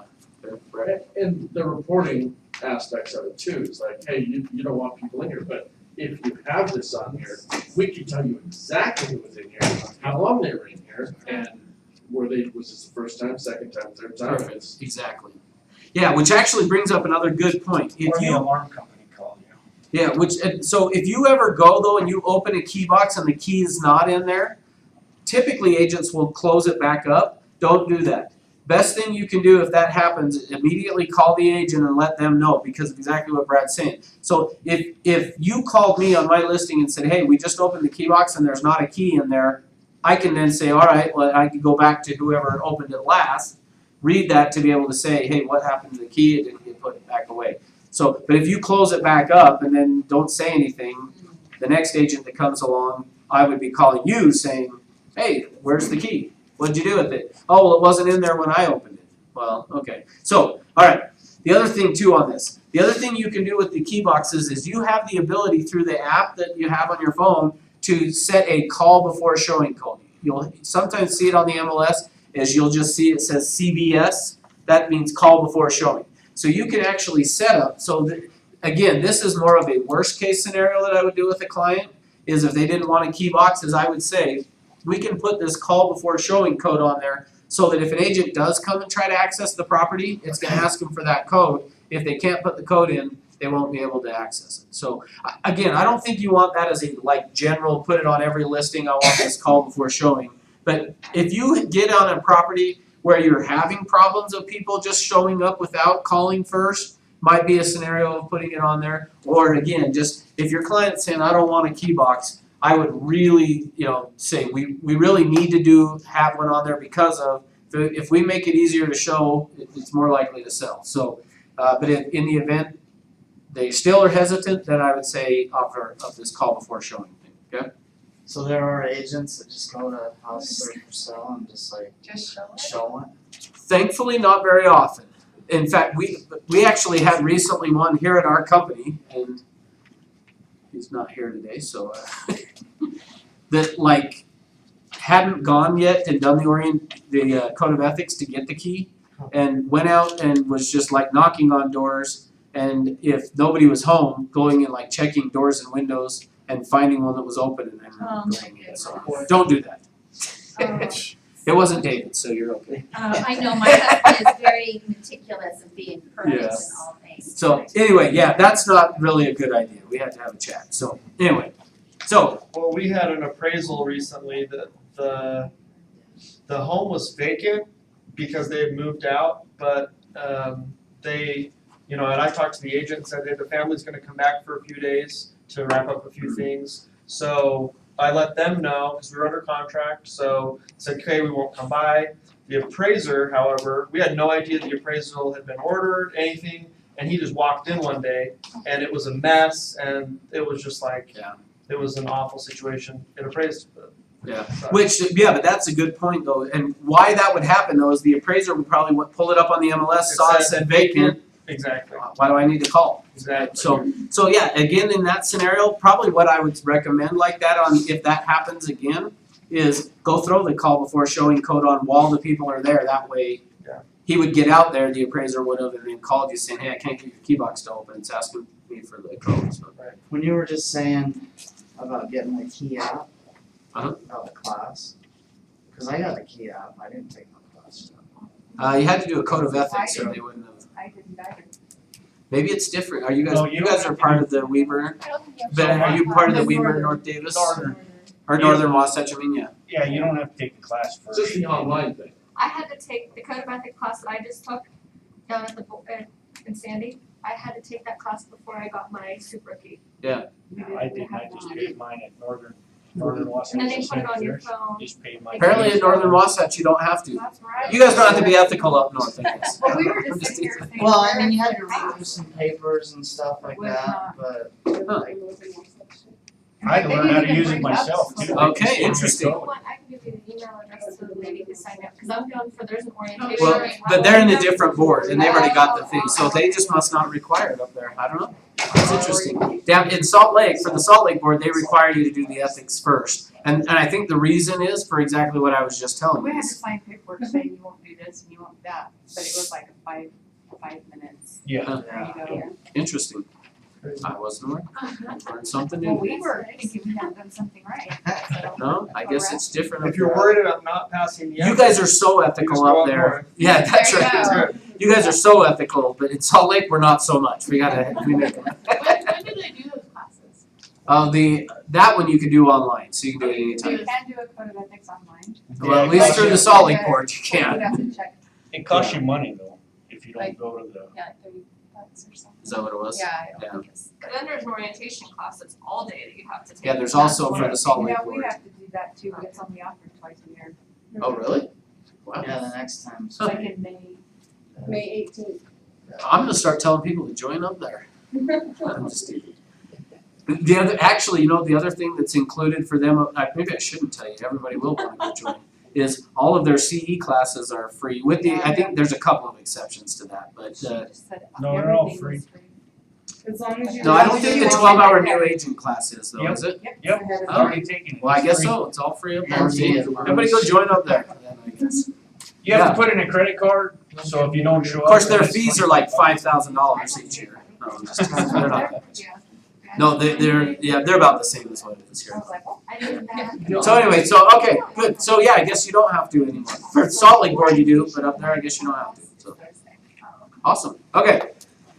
Cool. Let's keep going here. So the next then is hold open houses on the property. So they're giving us permission to hold open houses. G, place a sale, sold, or similar sign on the property. So they're giving us permission to do that. Order the preliminary title report, order a home warranty if applicable, and then communicate with the seller for the purposes of soliciting real estate related goods. So the purpose of that is to overcome the do not call list, so if they were on the do not call list, right? K is to place the earnest money in an interest bearing trust account, which would then allow us to take the interest from that and donate it to UAR Hoff, is what that's talking about. And then L, which is again in all caps, when the property is pending or under contract, the seller instructs the seller's agent to not present any more offers or allow any more showings. Go ahead. From what I was taught, you can't place earnest money into an interest bearing account. You can't unless you get permission. both Both parties. And this is given permission right here. Correct. Both parties. From the seller, yeah. This is just giving it to us They from the just seller. sneak that in there. Well, no, that's why I'm explaining it. Yeah, that's honestly, though, that is why I wanna go through these sections. I wanna make sure you guys know that we aren't just sneaking it in on them. We put it in all caps even. So it's not sneaking it in. No, interest bearing account. is Oh, you're right, not- that's not, you're right, okay. And then if it is an interest account, you have to disclose. Where like the interest is. Yeah, that's what this Oh, is yeah. saying, that UAR Hoff. Usually we would donate it to the Utah Housing Affordability Recovery Act or whatever, so, or Opportunity Fund, I guess. So, yeah, you're right, it's not in caps, sorry. So, Cause the yeah, last you know, brokerage I so was with, he had a non-interest bearing most account. have a non-interest bearing account. So. Hmm. And I don't know that we really always do it, but we're at least just getting permission so that if we ended up doing it. But on this, on the seller side, we're probably not gonna be holding the earnest money anyway, unless we end up in a limited agency situation. So, and then M is in the event a buyer's agent requests to present an offer in person to the seller gives written authorization to the designated listing agent of the brokerage to decide if the offer will be presented in person or not. So let me explain basically those last two. So L, remember you learned in school, any offer that's written and sent to you, you have to present to your client, right? Mhm. So that L is to overcome that, meaning like once we've got it under contract, that gives us the ability to tell somebody, yeah, we're not gonna present it. We don't have to then present it, because we've now had our seller tell us not to present it, okay? Which you may or may not want to, but you don't have to. You just confused me. Okay, so let's say that I'm representing Ken up here As a and seller. as the seller. You bring me an offer, we negotiate, we get accepted. Once we've got that accepted, Bobby Joe might say, well, I'm still gonna write an offer on it and send it over to me. When she sends it to me, because of this section here, You can. I can just say I'm not gonna present it. Okay, that's But if we didn't have this, if she wrote it and sent it over, I gotta go to him now and go, I know, we keep getting these stupid agents, no, just teasing. We get these agents writing these offers and I gotta come over here and waste your time, so check the reject box or whatever. That makes sense? So, yep. And then M says in the event they wanna present it. Now, again, going back 20 years ago, pretty much we presented every offer. Meaning like when I wrote an offer for a buyer, I would show up to, who haven't I picked on? Zach. I'd show up to Zach's house and say, hey, Zach, or I would have called his agent if he was the seller. I'd have called his agent and said, okay, I've got an offer, I wanna come present it. And I would show up to the house, I would hand a copy to Zach. Oh, I guess no, you were the seller, huh? His agent. Hand the copy to his agent to say, go ahead and take a look at the offer. And then while they were looking at it, I would have then said to Zach, let me tell you about my buyers.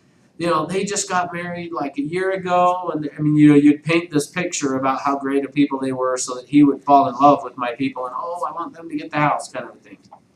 And then we would present the offer and then say, and then a lot of times I would have my buyers out in the car. And so, which isn't necessarily a bad idea for our current market, actually.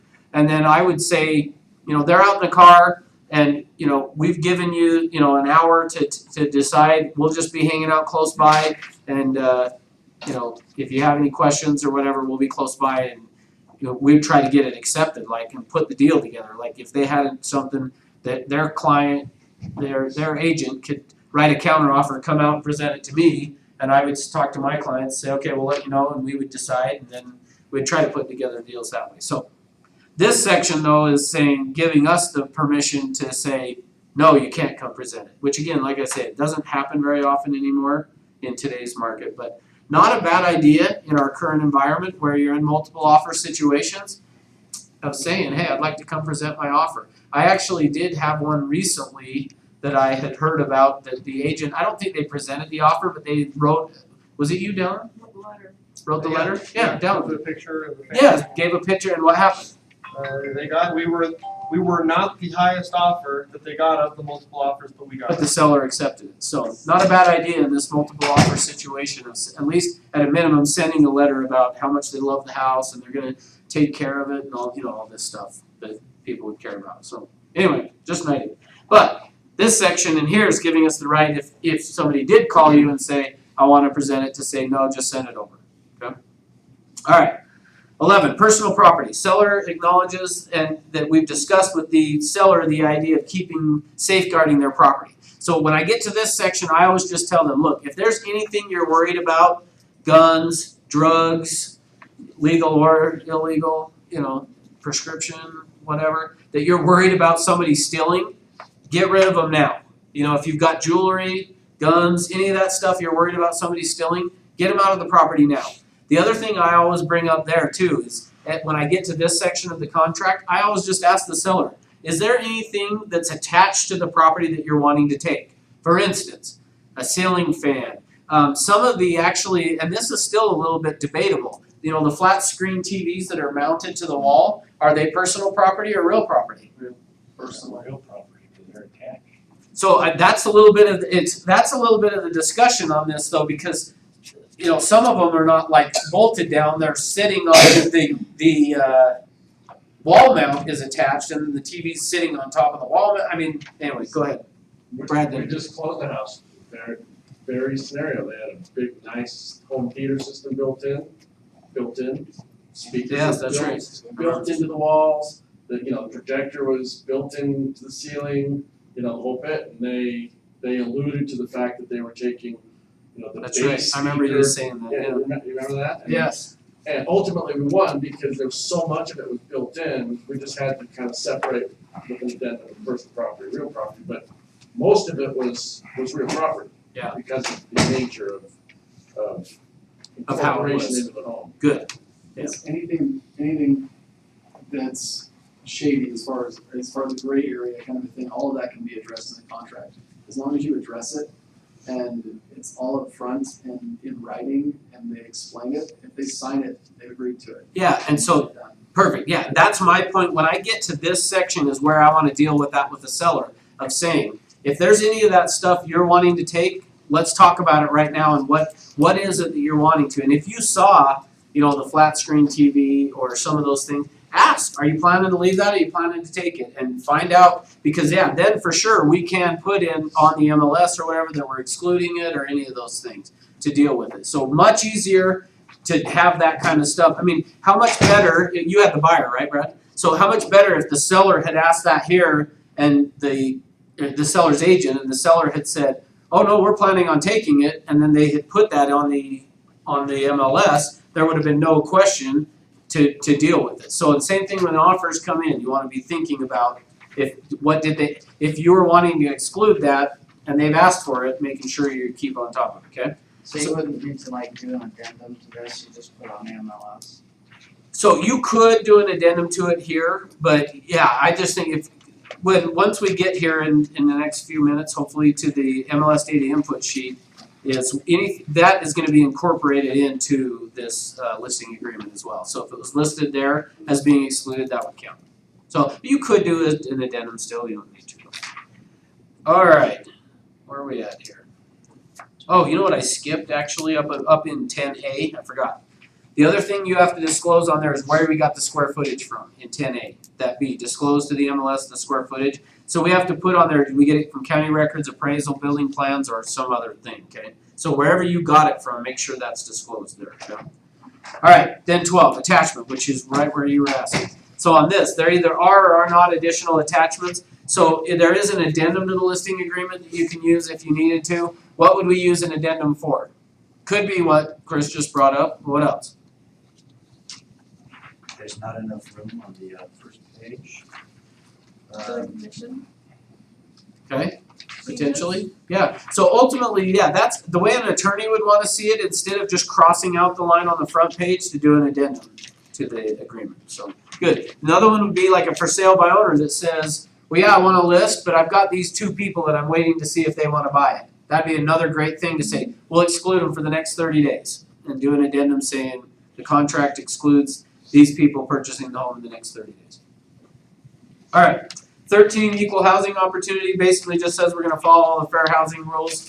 14, electronic transmission and counterparts. We're just agreeing right now that it's okay to fax or email or use dot loop, any of those things, okay? Due on sale clause. This one, really, the only time you're really gonna have to worry about this with this seller is explaining it to them if they're planning on doing seller financing or a lease option. If they're not doing seller financing or a lease option, they don't really need to worry about this due on sale clause. But essentially, the due on sale clause is saying that certain types of transactions could trigger that due on sale. When they bought the home, they, as part of their note and trust deed, said that if they did certain things, the bank could call the note due and payable right then instead of 30 years from now, whenever it's going to be paid off. Make sense? Any questions? Have you had any experience with a bank doing that? No.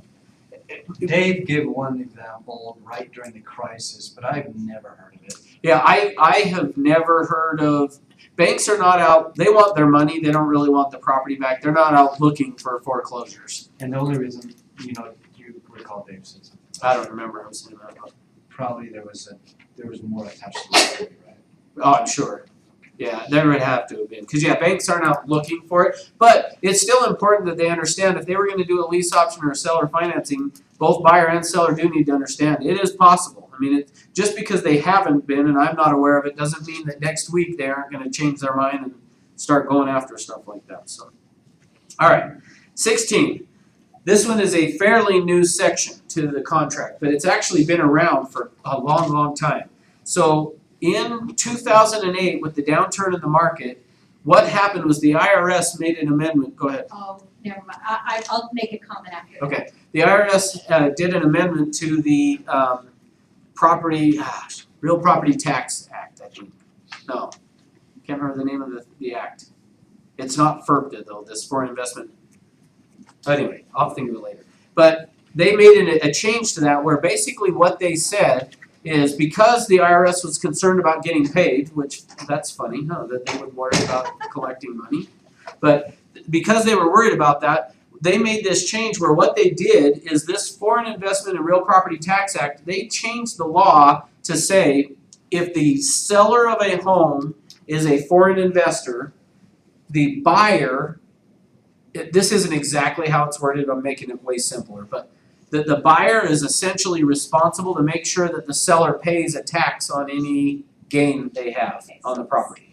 So the IRS is saying, but they took it to the point of saying, if the buyer doesn't get the seller's tax ID number, so either, which it wouldn't be a social, if they're a foreign investor, they probably don't have a social security number, but they'd have a tax ID number, right? So if the buyer, the seller does not, back up. If the buyer does not make sure that the seller has one of those, the buyer will be responsible to pay that tax. Isn't that interesting? So let's say that this seller bought the home for $250,000 and sold it for $600,000 and made this huge gain. If the buyer doesn't get the seller's tax ID number, the buyer is now responsible to pay that capital gain. Yeah. Sounds like what the IRS would do, right? Yeah, well, it's quite interesting because when the US had a downturn, our market in Australia, we made through the roof. Really? And, from like within, let's say 7 years, from 240 to 655. Wow. Yeah, so we never had the downturn in Australia. A lot of people, when property markets crashed here, a lot of Australians got equity from their home, took the money, and bought property in California. Huh. A lot of them did that.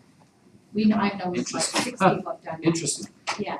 So you're the reason for Yeah, not this me, law. because I I'm know, a I'm just citizen, teasing. I'm teasing. but, yeah. So now there's one other piece to this that I left out on that. So what the law says is either the seller has to give that to the buyer or they have to give it to a third party, meaning the title company. So typically what you want to do is make sure that the point of this section on our listing agreement is we're asking the question of either is or is not. Is the seller, they either are or are not, I mean it says is or is not here, but that they are a foreign person as defined in that IRS code. Really the question that you need to have for the person is, do they either have a social security number or a tax ID number? As long as the answer is yes, then we're really probably going to be good. But just to be safe, we've added down here that last blank line says, if I am a foreign person, my forwarding address is. So we need to find out if they are a foreign person as defined in the IRS tax code, get their address. Probably the safest bet for you is just to always get a forwarding address and then we should be good, okay? All right, and then section 17 is even more recently added. So that one, the Foreign Investment and Real Property Tax Act happened in 2008. This authorization to furnish the TILA/RESPA integrated disclosure is something that came about just in October. So just this last October when the CFPB got involved and they changed everything on the closing disclosures and everything. So this one actually is a little ironic because the state of Utah says you have a responsibility to go to the closing and look at the settlement statements to make sure everything's accurate. So the state of Utah says that you're legally responsible to do that as an agent. The problem is federal law now with this trumps that basically and says you can't see that. You're not entitled to see it. So the way that we have overcome it is through this authorization. So in 17 is the seller authorizing the title company to give you a copy of that closing disclosure so that we can then check it and make sure that it's accurate. What are the things that you're wanting to check on there though? Commission. Yeah, good job, Pete. Yeah, obviously we want to check to make sure the commission's right, correct? So in addition to that though, it's also checking to make sure, is there things that the seller agreed to pay for the buyer and are those things on there? Is there home warranty, all of that, okay? All right, 18, that this is the entire agreement, that there's nothing that, anything that we've agreed to that's not in writing is not part of the contract, okay? Then the seller's gonna sign it, put their address, phone number, and then you are the authorized agent to sign on behalf of the company. So every now and then I'll have a new agent that wants me to sign that, which is fine, but you're authorized to do it, okay? So you can sign it. Alright, next page is the MLS data input sheet. On this MLS data input sheet, you'll notice, look where it has list price and it has an asterisk there. Anything that is required on the MLS is gonna have an asterisk there. So as you fill out this form, if there's an asterisk next to it, like list price, you have to have that filled in order for us to put it on the MLS. Anything that doesn't have an asterisk, you can leave it blank if you want. Bless you. So, as we go through this, there's a few things that I'll bring up that usually come up as questions. If you have any others, we'll go through them. So, as you look through it, you can see any of the things with an asterisk. Make sure you've at least got that as a minimum. Some of the things questions that people have. So I'm going down here now, this thick black line where it's got approximate square footage, bedrooms, all that, and then the levels. Underneath that, you're obviously going to put each level of square footage, then the bedrooms for each level, and whichever level has the master bedroom, you'll check that box. But then off to the right of that, where it says bath, it's got F, T, and H. What's F? Full, third, T? Third. Three-quarter. And H? half. So what's a three-quarter? Shower. Alright, you guys are good. And then half obviously is just the toilet, right? Okay, good. Then over under kitchen, the one that usually comes up is you got K, B, F, and S. What's K? Good. So in terms of that, ultimately this is kind of saying where the kitchen and the dining, the K is going to be like which level is the kitchen on. If there are two, so like in mine we've got a kitchen in the basement as well, I would put a 1 for level 1 and a 1 for in the basement for the kitchen. So signifying there's two kitchens. What's the B? Breakfast nook. So it's gonna be, that's actually gonna be like a bar. So is there an island bar or one of those like L-shaped snack bar things is what that B is asking about, okay? What about the F? Formal. Good, formal. So what would define a formal dining? How would you define it? Separate room. Okay, good. Here's how I usually think about it, is if it's got 3 walls around it, surrounded the dining, which I mean, I guess every room kind of has 3 walls, but if you put the table here and that's pretty much it, that's how I would define it. If we were missing one of the walls, meaning like this over here is the family room, then I would not say that's formal. So for me, that's how I think about it. Is if there's 3 walls that somebody said separated, I like that. That's what I would define as formal. So what's the S? Certain. Separate. No, sorry. You even got me to fall for it. It would be semi-formal. So the S is semi-formal. So that would be what I've just drawn up here. So if it's not formal, basically it's going to have semi-formal thing, okay? All right. The other things that tend to come up, going further down the form. And if you see other things, let me know. I mean, obviously the compensation offered BAC, this is where you're putting in what you're offering to whoever brings in the buyer. To the right of that has BAC based on gross or net. And I just noticed it has the net box checked, I'm not sure why. But what do? What's the difference? You want gross. Yeah, typically we're just gonna do gross, but what would net mean? What they net. Concessions. Yeah, so that's gonna be just after any concessions. So pretty rare, we're not seeing that too much. For a long time, when you would ask for closing costs, the agent would reply back, well, the commission's only gonna be based on, X. And I'm surprised actually we're not seeing it a little bit more, where like meaning somebody, let's say the list price was 200, somebody comes in and says, we'll give you 205, but we want you to pay 5,000 in closing costs. Agents a lot of times would then go back and say, well, commission's only gonna be based on the 200 instead of 205. I mean, it's fairly insignificant at that point, but anyway, that's what the gross or net would be. So if it was net, we would be saying, we're gonna base the commissions on still the 200, not 205. Gross is we're just doing it off the 205, okay?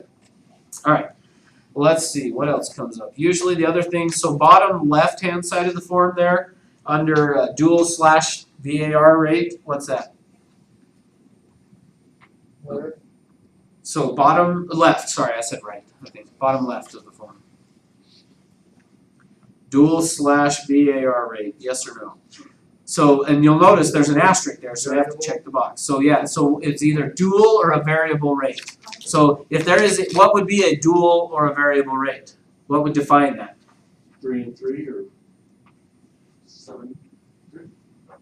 Okay, I potentially, I guess that could be, but I think typically, well, go ahead, Dan, no. So is that the status of the current mortgage? No, nope, yeah, great question, but no. So ultimately what this would be is, let's say, and I'm always hesitant to explain what this means because I don't want you to leave here and go do it. But there are agents that do it, not very many, but sometimes, in fact, I remember years ago, where I first heard it was an agent in my office said, I always go out and tell my seller that the commission is 6% unless I end up representing both of you and as a limited agent. If I end up being the limited agent, then I'll only collect 5. So to me, if you were doing something like that, which I do not recommend, then you would check yes on that, because there's a dual or a variable rate, meaning that the commission is this if this happens, but it's that if that happens. Does that make sense? So if you're having differing things like that, then you should be saying yes. Why would that be important to disclose that on the MLS, though?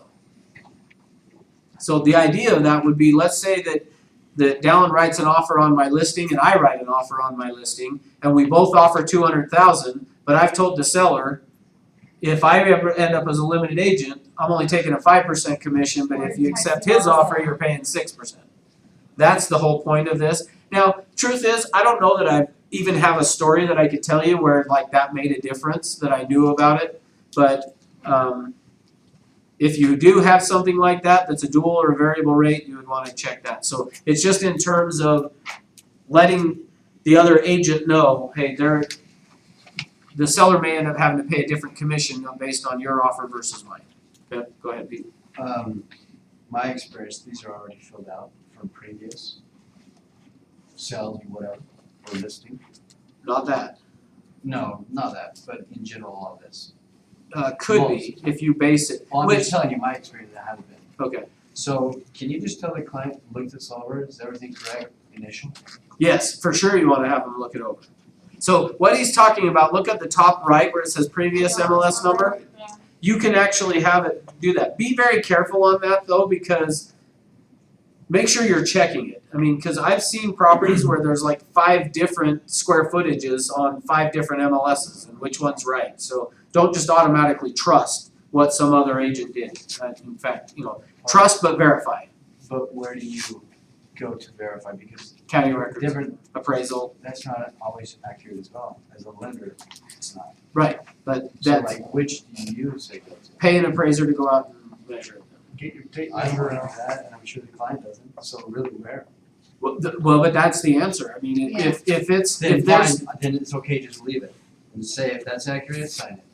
yeah, as long as, yeah, but make sure that if you've got 5 different ones, have them. Which one? Have them choose. We just don't want, as a company, we Yeah, wanna be very yes, careful of you it's going just out and all- measuring the house, because if you go measure it wrong, we don't want the liability from you. No, I'm saying if it's already populated. Yeah, but it's only gonna be populated based on what you tell it to populate it. Ask for Really, I didn't blueprints. say anything, Well, and but the listing, the TC gave it to me, filled out. Well, if the TC did it, then you're good. Yeah. Well, meaning like, Trying to find the answer. huh? Trying to find the answer. Well, I still would say, who's responsible? I mean, even if you're using a transaction coordinator, who's responsible? The agent. You are. So if there's 5 different ones, you better try to figure out which one is really right. So if it's auto-populated, you just ask the TC, where did you get Where this did you get it information? from? And she'll say, this is the MLS number I used, which is probably gonna be the very last one, but it might not be right. Meaning, like, what if the last agent had it as, I'll give you an example though, actually for me. I bought a house, so I bought one to fix up and sell that, and believe me, this is a great example of why you should check stuff. Cause it came back, luckily it didn't hurt me horrible, but I bought a home with the idea of, I'm gonna fix it up and sell it. It came up on the MLS, I looked at the square footage, I ran all my numbers based on the square footage, bought the house, I met a contractor over there to do some work, and I'm standing in the house and I went, wait a minute, I don't think this house doesn't seem like it's really as big as what the square footage. So I got out my tape measure, I went and measured it, and it wasn't. The home was smaller than what It was 200 square feet, I think, if I remember right, smaller than what I had thought it was. When I went back and ran my comps again now based on what I would be able to sell it for, it was it was like I wouldn't have paid what I paid for it. So could have I gone back on the other agent for it? You know, maybe, but I still felt like I'm a professional and I teach you guys, I've got 2 different properties that I've bought as investment properties that I didn't do my due diligence on. I was just kind of, well, whatever. And both of them, you know, it's much better to wish you had bought a property that you didn't than it is when you wish you hadn't have bought one you did. I'm living that still on one of them. But that one, luckily, I was able to get out without losing money, but I didn't make anything either. So to me, you know, just making sure. I mean, so if there's a discrepancy or you're at the house and you feel like, man, this doesn't seem like it's 2,000 square feet, you know, you may have to say, I mean, spend the $50 to have an appraiser come out and measure it and tell you what the square footage is. So typically that's what they'll do it for. So Maybe anyway. you have a hidden bedroom in there or something. Oh, I've got a story about that, but we don't. All right, last thing. Okay, go ahead. Would you measure like if it had an attached garage too? Is that? No, yeah, good question. The garage does not count as on the square footage. I neither do unfinished basement, right? No, the unfinished basement we do count the square footage. Is it just living space? Yeah. Okay, one of my. It's always bugged me that basements aren't valued, but a floor above is. It's like, that just makes no sense to me as far as usability and Totally agree. value, Yeah. but Totally it is what agree. it is. Yep, just is what it is. All right, last thing on this page is the under where see the grayed out area on the bottom right where it's got agent name, co-agent, all that. The reason that's grayed out, well, if you read the fine print, it says the information in gray will be supplied by the MLS membership database. So as long as you put in under agent public ID where it's got the asterisk, your log onto the MLS. So for like mine, it's ORCRUS. If I plug that in there under agent public ID, the agent name, office, ID number, and office name will auto-populate. So you don't have to fill it out. Just put in your public ID there, okay? All right, any other questions on that page? Okay, the next couple of pages are just check boxes. And when I'm looking at the home, so when I go through to look at the house, I fill this out and I'll check boxes as I'm going around looking at the home. But I always do what Pete said, I think, of just take a look at this, and I always tell a seller, I guarantee you I've missed some boxes. So take a look at it and see what I've missed, and then we'll go through. And then what they will do is they'll look at it and they'll go, oh, we have a disposal, or we've got a whatever. So they'll find stuff as they look through it that they'll bring up to you of, oh, well, we have this or that. Great, just check the box, you know, okay? All right, then the next on remarks. So the next page, page 404. Under the remarks, here's what I usually do on this. On this remarks section, I usually just ask the seller, what are the things that you want to make sure that I highlight in the remarks about your property? And then they'll tell you. What I found, the reason I do that is if you don't do it, you might go spend all this time and write this beautiful remarks, and if you forgot to mention something that they think is crucial, they'll call you. And they'll say, Bethany, you forgot to put on there that we made these cabinets in the kitchen. I mean, whatever it is. So I just always ask them, what are the things you want to make sure that we highlight on it? And they'll essentially help you in writing your remarks on what you're going to put. Because they'll say, oh, you got to make sure you put down the block, this cabinet that they're handmade, and I spent 50 hours on it, whatever. Okay, great, and then I put it in. Okay. Agent remarks is going to just be stuff that I want agents to know. So it would be maybe like an alarm code or a code to getting into the if it's a gated community. So just information that an agent needs to know that the public doesn't need to know. Okay. Directions, non-standard address. Again, this is one of those things probably not that crucial anymore because everybody's walking around with a GPS on their phone. But back in the day, we would occasionally, in fact, I remember I was showing my wife's cousin properties, and this was probably 15, maybe even longer than that, years ago. I'm out showing them properties, and I had the address and I like drove circles around, like the house should be right here, and we just could not figure out where it was. And finally, then we did figure out there was like this little private lane. You basically had to drive on somebody's driveway to get back to this house. So that's what this would be for, is if there was something like that, to be able to say, put in your GPS to go to this house and then drive down the right side of their driveway or whatever to get to the house, okay? Exclusion remarks, this would be where you'd put if something was gonna be excluded, okay? So again, for me, I've just found better would be to say don't, just get rid of it now. Now, there are gonna be some exceptions to that. Like for instance, maybe on the exclusion, I helped my sister sell a property up in Charleston, and she had some water shares that when they bought the house, you had to own the water shares, but in the meantime, they had come through and put meters in, so you could actually use the water and just pay for use, so you didn't need the water shares anymore. She just said, well, because they don't need them, I wanna sell those separate. So that would be something to put in the exclusion remarks, okay? HOA remarks, typically what I've found best on HOA remarks is put what's included in the HOA. So fill out on the HOA what, snow removal, landscaping, the swimming pool, tennis courts, whatever it is that's included, okay? And then they're gonna sign there. All right, we got 10 minutes to get through the rest of this. Next page. Seller property condition disclosures. Who fills these out? Do you ever fill it out? What about though, Brittany? It's this little old lady, she's so sweet. She's 85 years old, you're helping her sell her property, and she's like, honey, I can't read that. Can you just fill it out for me? Can you read it to them and write down the answers? And check Maybe, boxes but I and would say probably no. not? Don't do it. Even if it's this sweet old lady. So what should you tell her to do? Have one Have for a family member help somebody her. that she trusts to come. Yeah, somebody else to do it, but it's not you. Because here's why. That sweet little old lady all of a sudden in court isn't so sweet anymore. I told her no and she checked yes. Or their child is not so sweet. Or the child, yeah, that's probably a better way to say it, yeah. So on this, we want to make sure that it's not us filling it out. I had an agent recently sitting at my desk that had these from the seller, and I noticed he was missing.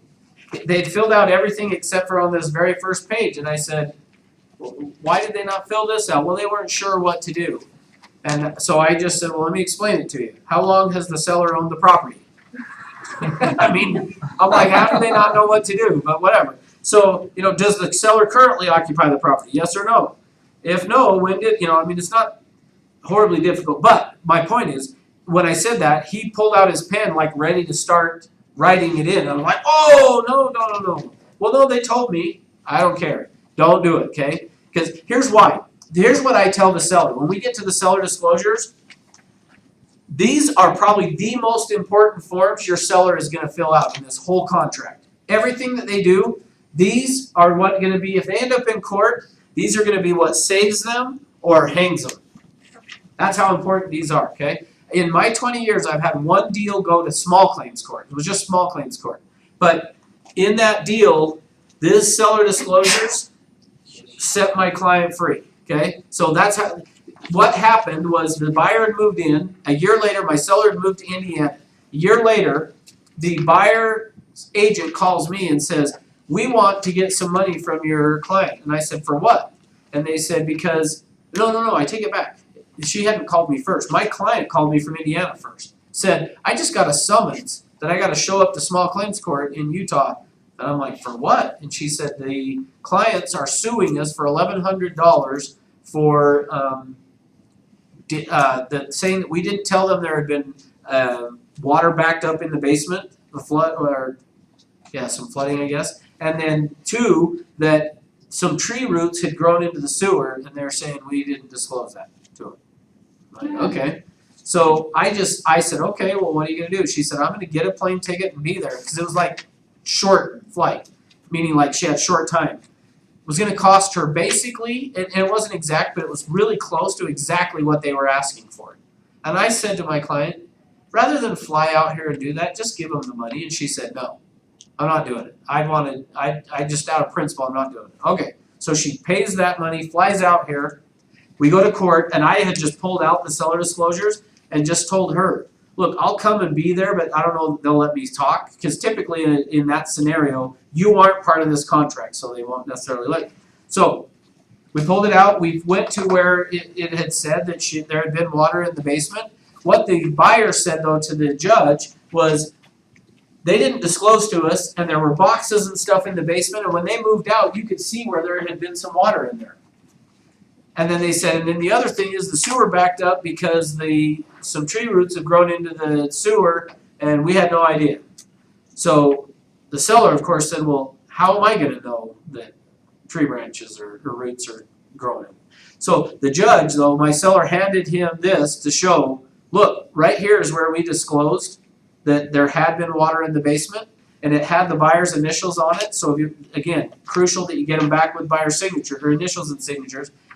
And the judge looked at it and said, well, are these your initials? Yes. Well, they said right here that they had water in the basement.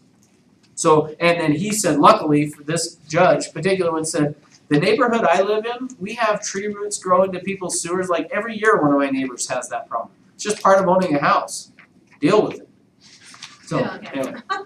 What? Good on him Yeah, saying that. thank goodness. So, my point being, again, with the seller, you can't emphasize enough how crucial, disclose what you know. Way better to disclose stuff. Here's why. Anything that you disclose in here onto the seller disclosures, if you put it on the seller disclosures, you've just freed your seller from any issue with it. The buyer could never come back for anything because the seller, a judge is gonna look at it and say, they told you that they had this problem. So a lot of times sellers are worried. I'll tell you from my standpoint, when I'm representing a buyer and I get seller disclosures, if they're perfect, like this, let's say the seller's lived in the home for 20 years and you read through it, it's like they've never had a problem. That's more of a red flag to me than somebody who says, yeah, the washing machine overflowed and we, fixed it. The kids filled up the bathtub and weren't paying attention and overflowed. I mean, I'd rather see that than anything. Because then, and again, for your seller, if they put that and then the buyer finds out later on there was some problem underneath where the bathtub was, they could never come back saying, well, they didn't tell us, okay? Now, last question on this. What if, though, the seller says this to you? Let's see. Jesus, do I need to disclose that on the roof here, it asks, am I aware of any past or present leaks in the roof? There was one time that I was up there getting the Christmas boxes put away, and I saw seriously, I mean it was like 5 drops of water come down, and so I hurried up and got on the roof and put some tar and fixed it. Do I need to disclose that? I don't care what they say after, should I disclose? The answer is yes. I mean if they said, Brandy, should I disclose this little nick in the wall? Yeah, I don't care what it is, say yes. Because what you don't know is there may be something hidden behind that little nick in the wall that they're aware of that they're not telling you. Because what happens is that person that said, hey, I had these 5 drops of water, that an agent says, oh no, don't worry about disclosing that. And then the buyer moves in and the neighbor comes over, Ken comes over and goes, hey, so what did they do about fixing that roof? I mean, your whole house floods every spring because of that. I mean, what did they do about it? They're like, what? I mean, they didn't say anything about that. I mean, so to them, this 5 drops of water, they meant 5 buckets of water, every 10 minutes, kind of a thing. Well, that's funny because when we sold our house in Australia, there was a big storm and we had a new brand to put in and they didn't do the guttering right. And here we are, lying awake and we hear drips coming down from the ceiling. And then all of a sudden a big crash, the whole ceiling came in our kitchen. And so I wake up early and get all of it cleaned with the rubbish bin and everything inside. And when we sold our house, we didn't really disclose that. Oh. Maybe you don't have to in Australia. Interesting. No, you do, but we didn't mention it. Uh-oh. See, that's a great example though, because that's something that yeah, she's like, good luck finding us. Good luck finding us. But that's a perfect example though of why I just emphasize disclose, disclose, disclose.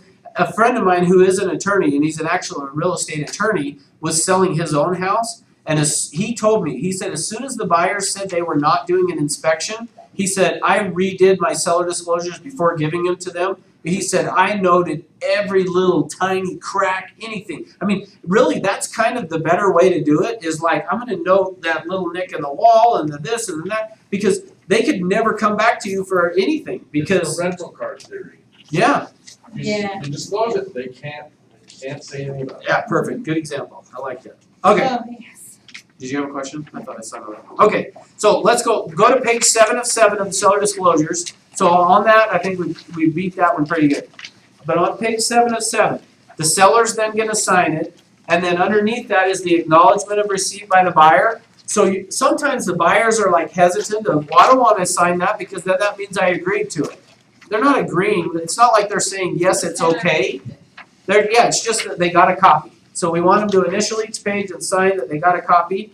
And then the disclosure form update though, the seller has the responsibility to update this form. So let's say we list the property, we have them fill it out, which is typically what happens, and then 2 months later, we get an offer in on the property, they need to go through and do an update of either saying that there's been no changes, or this is what's happened, meaning if they had a leak in the meantime or something, okay? And then sign that as well. Alright, next page is an addendum to the seller property condition disclosure. So sometimes the question that will come up is, they want to disclose something, but there's not room on that form to do it. There's an addendum to the seller disclosure where they could go in and fill that out, okay? So use that, they can put the page number, item number, and then what the explanation is. Alright, last one. Lead-based paint disclosure. When do we do that? Oh, 78, whatever. So do we fill it out if it was built in 1978? No. No, prior to 1978, so 77 or older, okay? Again, just this one is the one that's required. So since we're talking listings, when you list a property, you should fill this out, have the seller on your form, again, I don't know why it did this, but it's got a checkbox there. They should be initialing there. Up above that in bold, it says initials will be completed on the printed form. So they should initial, not check the box. I worry a little bit, I need to update this because of that. They should initial there, and they're gonna initial either 2A1 or 2A2, saying they either have knowledge or they have no knowledge of lead-based paint. And then 2B, they're gonna initial either 2B1 or 2B2, saying they have provided the buyers with reports or they have no reports, okay? Then you should go down and initial section 4, saying that you've informed the seller that they have to disclose lead-based paint, and then everybody signs it. Now, once you get this filled out, attach any property built prior to 1978, attach it to the MLS, so that when an agent's writing an offer, they can just download it right off there, okay? All right, any questions? The guy listed in the house, he said he didn't go to elementary school here, his handwriting not so good. So I wrote a little bit on the disclosures for his instructions. I should go get those, right? Yes. Because again, it comes, if that ended up in court and he goes, no, that's not what I said. He wrote that down, but that's not what I said. We want that to be a friend or a family member that has done it, not you. All right, what else?